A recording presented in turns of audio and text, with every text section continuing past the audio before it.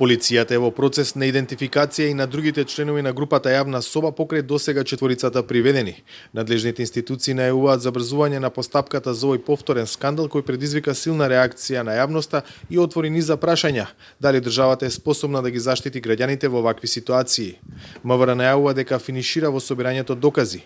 Проблем е што нема соработка од Телеграм, платформата каде и беше групата Јавна соба во која се споделуваа фотографии и лични податоци на девојки. Ние имаме во делот на Јавна соба приведени 4 лица, одземени се телефони и други електронски уреди, кои што ќе бидат вештачени, а вештачењето очекуваме да заврши денеска или најдоцна до утре, ќе биде доставено до јавното обвинителство и секако дека се идентификуваат и други членови кои што биле на оваа група Јавна соба.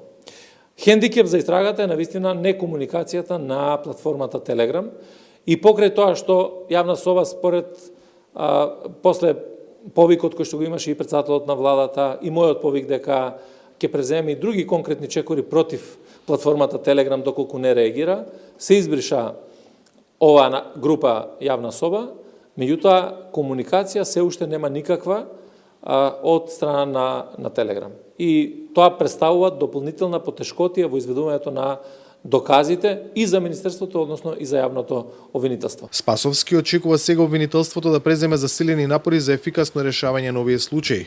Другите надлежни институции најавуваат системско справување со оваквите ситуации.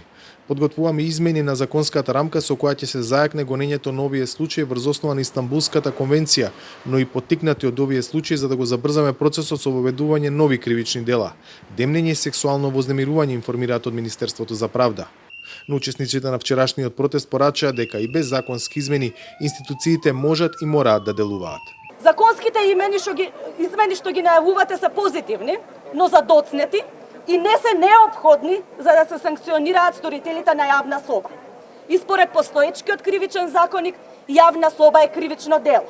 Јавна соба првпат беше обелоденета во јануари минатата година.